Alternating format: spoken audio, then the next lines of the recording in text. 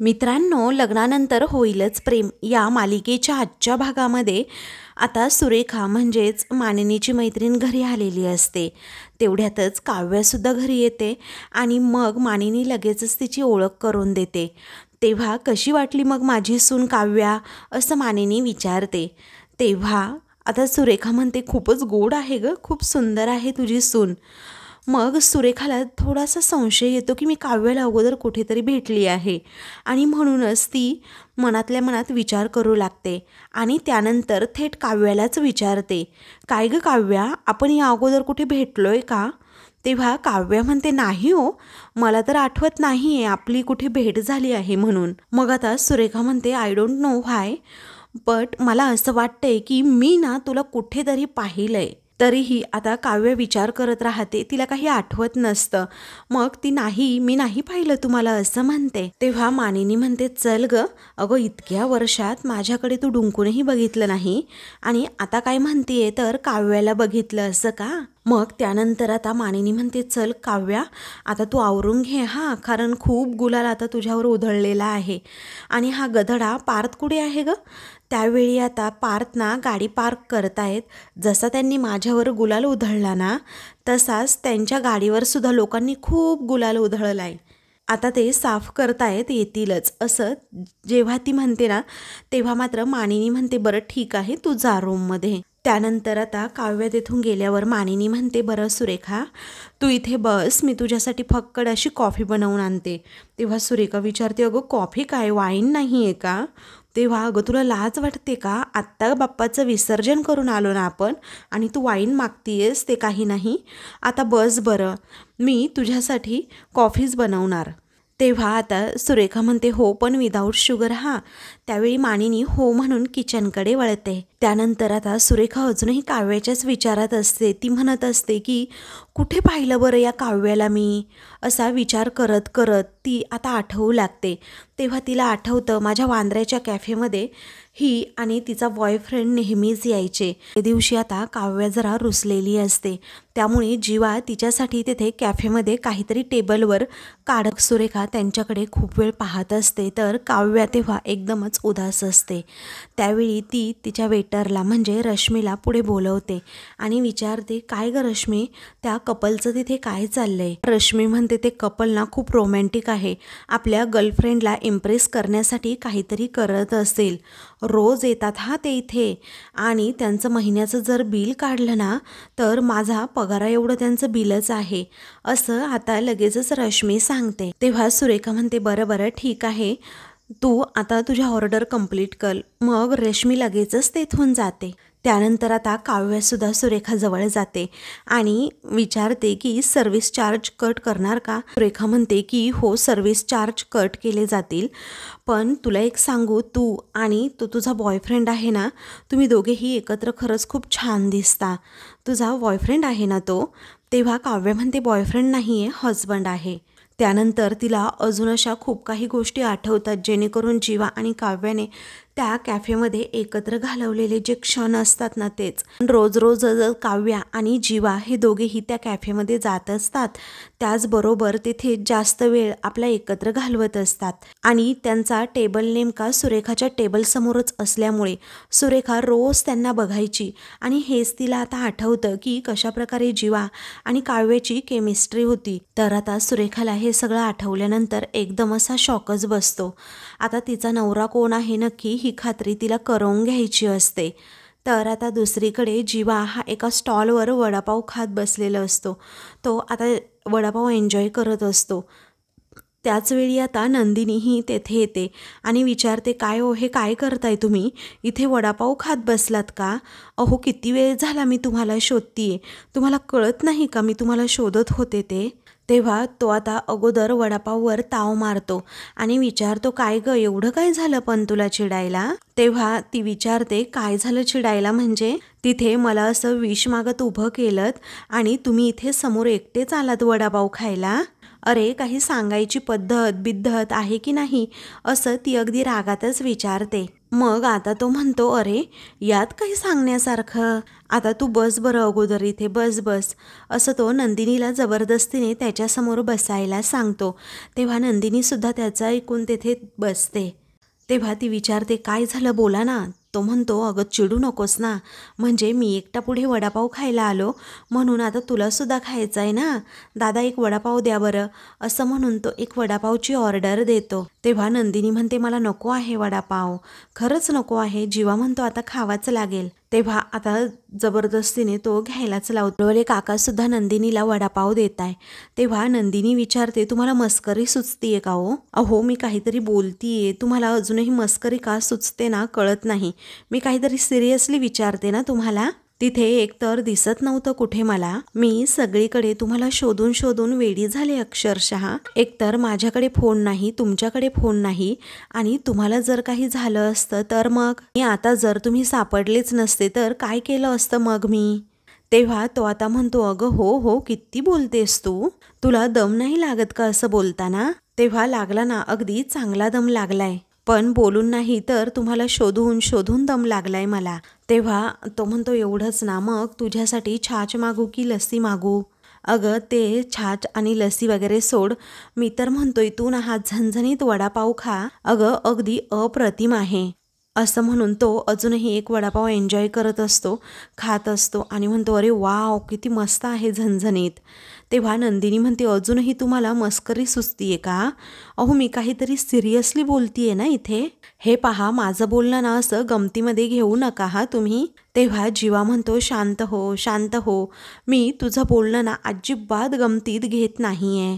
अगं झालं काय ना, तू विष मागत असताना अचानक आम्हाला कुठून तरी असा वडापावचा वास आला आणि तोच वडापावचा वास डायरेक्ट आमच्या नाकात शिरला. मी स्वतःला माझ्या टेम्पटेशनला कंट्रोल करण्याचा खूप प्रयत्न केला, पण तो वास काय मला असा राहू देईना. मी धावत पळत सुटलो आणि अगदी या वडापावच्या गाडीजवळच आलो. त्यांच्याकडून मग एक वडापाव घेतला आणि आता त्याचा आस्वाद घेतोय. जेव्हा वडापाव तोंडात टाकला ना, तेव्हा कुठे जाऊन माझा जीव अगदी शांत झाला. माझं आयुष्य ना आता मला सार्थकी लागल्यासारखं वाटतंय.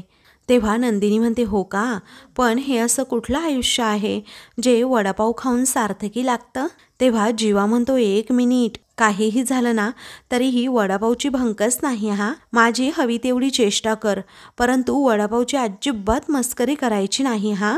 कारण वडापाव म्हणजे मुंबईची शान आहे आणि त्यात गणपती विसर्जनानंतर वडापाव खाणं म्हणजे अचिव्हमेंट आहे. तेव्हा नंदिनी म्हणते, अहो हे सगळं अति होतंय, हे वाटत नाही का तुम्हाला? मग आता तो म्हणतो, वाटतंय ना तुला, मला सुद्धा असंच वाटतंय की हे अति होतंय. मग आता ती म्हणते, ठीक आहे, तुम्हाला हवं ते करा, बसा इथे नुसता वडापाव खात, मी जाते आपली. मग आता तो नंदिनीला काहीही करून थांबवतोच.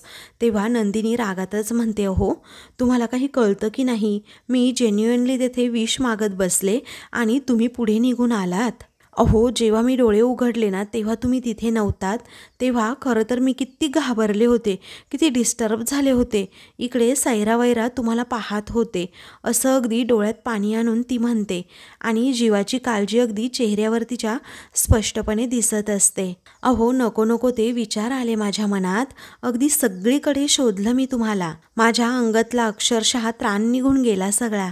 तुम्हाला ओरडायचं असेल ना माझ्यावर तर ओरडू शकता, माझी खिल्ली उडवा, काय करायचं ते करा, पण असं गायब व्हायचं नाही हा माझ्यासमोरून अचानक, कारण मला या सगळ्याचा ना खूप म्हणजे खूप त्रास होतो मग. असं म्हणून ती खूप इमोशनल होते.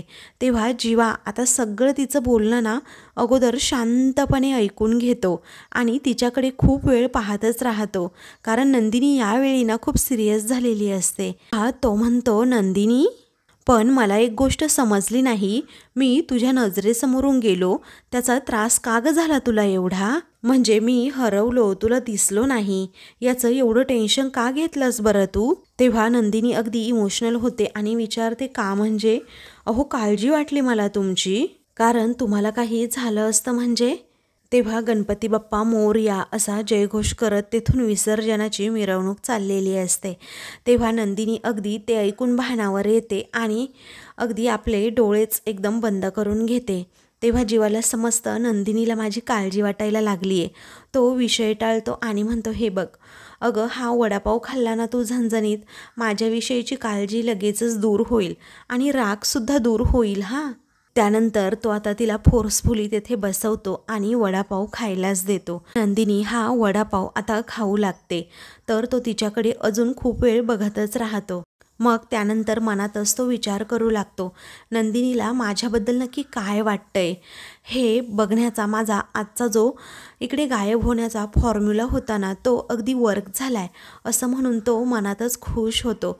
वरवर कितीही ही रागीट दिसत असली, माझी काळजी करत नसली, तरीही मनातून तिला माझी काळजी वाटतीये हे जीवाला आता कळून चुकलेलं असतं.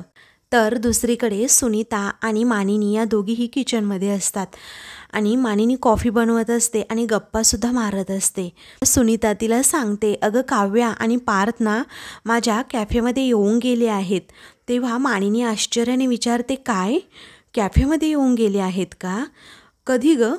मग आता ती म्हणते, अगं नेहमीच यायचे. मानिनीला या गोष्टीचं आश्चर्य वाटतं आणि मग ती सुनीताला सांगू लागते, अगं पार्थच्या भाषेमध्ये सांगायचं झालं ना, तर विशेष म्हणजे काव्या ही सारखी सारखी फिसकारत असते त्याच्यावर आणि तिथे तुझ्या कॅफेमध्ये अगदी गुलुगुलू गप्पा मारायचे. तेव्हा सुनीता सांगते, अगं नुसत्या गुलुगुलू गप्पा नाही मारायचे, ते भांडायचे सुद्धा आणि तुझी सून ना तर जरा जास्तच भांडायची. पार्थ बिचारा तिचा रुसवा काढायचा, तिला शांत करायचा आणि तिला मग मनवायचा, हसवायचा. तेव्हा मानिनी आता हसते आणि म्हणते, अगं घरात सुद्धा अगदी सेम परिस्थिती आहे. मग आता सुनीता म्हणते, अगं ते खरंच खूप गोड आहेत गं दोघेजण आणि तुला सांगू माझ्या कॅफेचा बिझनेस ना त्या दोघांमुळे खूप झालाय. पण अगोदर जरा मला माहीत असतं ना तर मी कॉफीचे पैसे त्यांच्याकडनं घेतलेच नसते बघ. तेवढ्यातच पार्थ आता तेथे येतो. मग मानिनी विचारते, काय रे बाळा ओळखलंस का? तेव्हा तो म्हणतो, नाही. मग मानिनी सांगते, अरे सुनीता काकू आहे तुझी.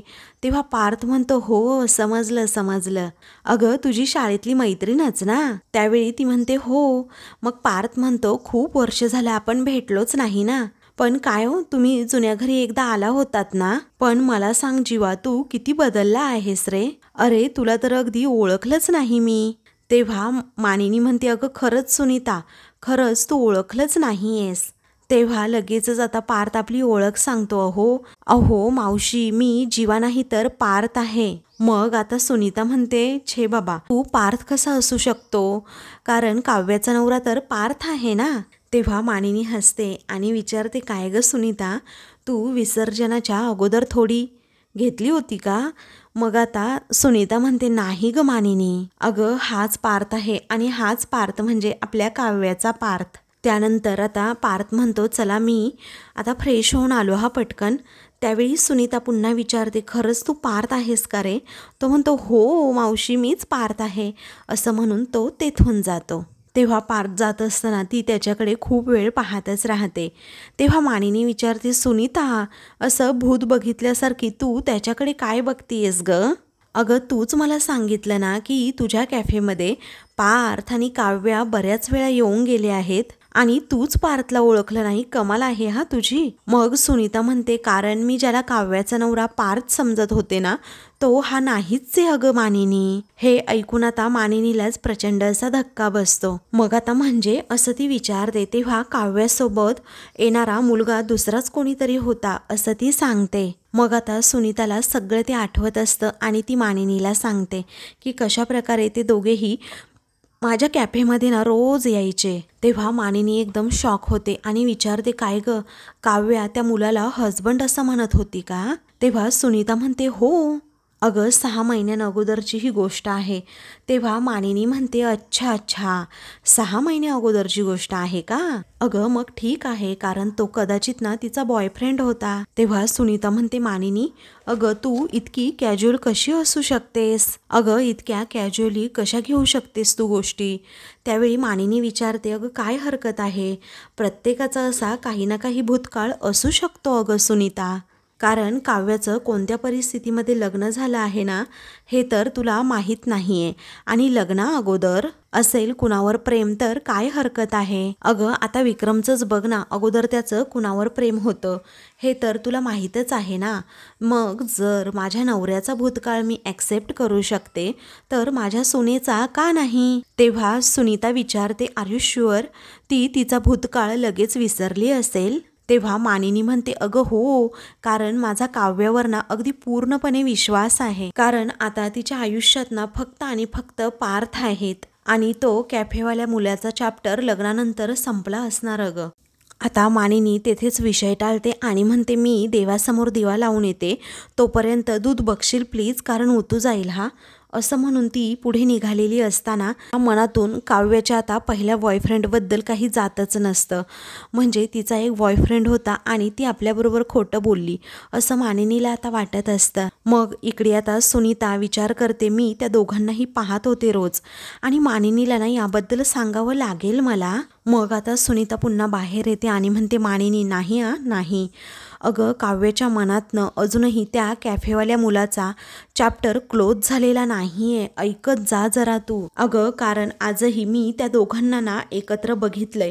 असं म्हटल्याबरोबरच मानिनीच्या हातात असणारी पेटती माचीसची काडी आता खाली पडते. तेव्हा मानिनीला आता धक्का बसलेला असतो आणि ती विचारते, आज बघितलं का तू त्यांना. तेव्हा आता लगेचच सुनीता म्हणते, हो अगं आज बघितलं मी त्यांना खरंच, कारण काव्या ना गुलाबी ड्रेसमध्ये होती. आता तिला आठवतं की कशाप्रकारे जेव्हा स्कूटीमध्ये तिची ओढणी अडकली होती तेव्हा जीवा ती काढून देण्याचा प्रयत्न करत होता. आणि हे सगळंच आता सुनीता ही पुन्हा एकदा मानिनीला सांगते की काव्याचं अजूनही त्याच्यावर तेवढंच प्रेम आहे. अगं मला आत्ता कळतंय मानिनी, मी ज्याला पार्थ समजत होते ना तो पार्थ नाही आहे, तो तिचा बॉयफ्रेंड होता. आणि होता नाही तर आहे अजूनही. तुझ्या सुनेचं अजूनही त्या मुलासोबत अफेअर सुरू आहे मानिनी. हे बघ मी बहुतेक चुकीच्या वेळी आले, पण बोलूयात नंतर, असं म्हणून ती आता मानिनीचा निरोप घेऊन जायला निघते. मग आता मानिनी एकदम शॉक होते आणि तिला काव्याच्या गृहप्रवेशापासून ते आत्तापर्यंतच्या सगळ्या काही गोष्टी आठवतात की हे लग्न काव्या मानतच नव्हती. तिने ते माप लाथेनेच असं उलटवून दिलं होतं. त्याचबरोबर जेव्हा पार्थ तिला घास भरवायचा तेव्हा ती नकोच म्हणाली. गुरुजींना सुद्धा तिने सांगितलं होतं, तर मला या नात्यातच अडकायचं नसेल तर मग मी काय करायचं. आणि कोणतंही लादलेलं नातं हे टिकून राहत नाही हे या घरातील लोकांना कसं कळत नाही, असं काव्या म्हणाली सुद्धा होती. आणि हे काव्याबद्दलचे सगळे प्रसंग मानिनीला आठवतात आणि त्यावरूनच समजतं की सुनीता बोलती ना ते खरं असू शकतं. कारण काव्या माझ्या पार्थला टाळती आहे, त्याच्यावर प्रेम नाही आहे तिचं. हे पाहता तिचं खरंच दुसरं कुणावर तरी प्रेम असेल असं मानिनीला आता वाटतं. त्यानंतर अशा अचानकच विजा कडकडू लागतात, वादळ सुटलेलं असतं. इकडे रम्या आणि वसू काम करून करून थकलेल्या असतात आणि रूममध्ये बसलेल्या असतात. विजांचा कडकडाट ऐकून रम्या जरा घाबरते. तेव्हा वसू म्हणते, वादळ येणार आहे बहुतेक. मग आता रम्या म्हणते, वादळ कसलं येतंय. अगं सगळं या घरामध्ये ना अगदी गुण्यागोविंदाने सुरू आहे. अगं गणपती सुद्धा बसले आणि या वर्षीचा पहिल्या आरतीचा मान त्या काव्या आणि पार्थला सुद्धा मिळाला आणि तूच तो मान दिलास. तेव्हा वसू म्हणते, रम्या. तेव्हा लगेचच आता रम्या म्हणते, अगं आई खरंच तूच दिला मान, त्यांना द्यायची काही गरज होती का. आणि ती नंदिनी व जीवा दोघेही आनंद निवासमधला गणपती अगदी हसत खेळत विसर्जन करून आलेत. आपण आहोत ना इथे मोलकरणी, सगळी कामं करायला अगदी सज्ज. तेव्हा वसू विचारते, काय ग रम्या तुला काय वाटतं, या घरात मी फक्त कामं करत असते का. तर तसं नाही अगं या घरातलं प्रत्येक काम करताना ना मनामध्ये एकच विचार असतो की या घरातल्यांचं ना वाटोळं कसं होईल. मग रम्या तिच्यावर ओरडते आणि म्हणते, तू ना फक्त विचार करत राहा, ॲक्शन काही घेऊ नकोस. कारण हे सगळे गुण्या गोविंदाने राहतायत आणि आपण सगळे राब राब राबतोय फक्त. तेव्हा वसू म्हणते, खरं तर ना रम्या, मी तुला काही सांगणार नव्हते, पण आता दाखवतेच हां. मग आता ती मोबाईलमधला एक व्हिडिओ लगेचच रम्याला दाखवते. तेव्हा हे काय आता, असं रम्या रागात विचारते. तेव्हा नंदिनी आणि जीवाचा आनंद निवासमधील हा व्हिडिओ, त्या दोघांना असंच वाटतंय सारखं की ते दोघेही खूप आनंदात आहे. परंतु या दोघांच्या आनंदाला ना मी अगदी सुरुंग लावायला सुद्धा सुरुवात केली आहे. जिने माझा अहंकार मातीमोल केला, माझा रुबाब उतरवून जिने हे असे मोलकरणीचे कपडे मला घालायला दिले, तिला उद्ध्वस्त करण्याची ना मी सुरुवात केली आहे. कारण नंदिनीला असं वाटत असेल की ती जिंकली आहे, पण तिला माहीत नाहीये रम्या की एक जखमी वाघीण अधिकच घातक असते. यावेळी तिच्या बाबतीत मी काय करणार आहे ना याची कल्पना सुद्धा ती कधी करू शकत नाही. तेव्हा रम्या म्हणते, ग्रेट, अगदी ग्रेट. आता या देशमुखांची नांगीना आई ठेचायलाच हवी. हे बघ आई, तू वाटेल ते कर, तू जे काही करणार आहे ना मी तुझ्या सोबतच आहे. तेव्हा वसू म्हणते, हे बघ, माझ्यासोबत राहण्यापेक्षा ना तू त्या काव्यावर जरा लक्ष ठेव. कारण आपल्याला फक्त नंदिनीचा नाही तर काव्याचा सुद्धा सूड घ्यायचा आहे. कारण जिचे हात माझ्या गळ्यापर्यंत पोहोचले तिला या घरात राहण्याची चोरी झाली पाहिजे, असं काहीतरी घडायला हवं. तेव्हा रम्या म्हणते, आई तसंच घडेन, तू काळजी करू नकोस. कारण आपलीच माणसं आपल्यावर पलटायला फार वेळ लागत नाही आणि त्या काव्याच्या बाबतीत सुद्धा ना असंच काहीसं घडेल. तेव्हा वसू म्हणते, असंच काही घडलं ना रम्या तर आपले दिवस बदलले असं समज. मला ना ती मानिनी अगदी काव्यावर उलटवायला हवी. के दिवस मानिनीच्या मनात काव्याने खूप मान कमावलाय ना, तो मान अगदी मातीमोल ठरेल, असंच काहीतरी घडायला हवं. तेव्हा पुन्हा एकदा जोरात विजा कडकडतात. तर वसूला खात्री पटते की असं काहीतरी होणार जेणेकरून काव्या दोघींमध्ये दुरावा येणार म्हणजे येणारच. तर दुसरीकडे आता काव्या रूममध्ये असते आणि आपला मेकअप उतरवत असते. गुरुजींनी सांगितलेलं सगळं बोलणं तिला आठवत असतं.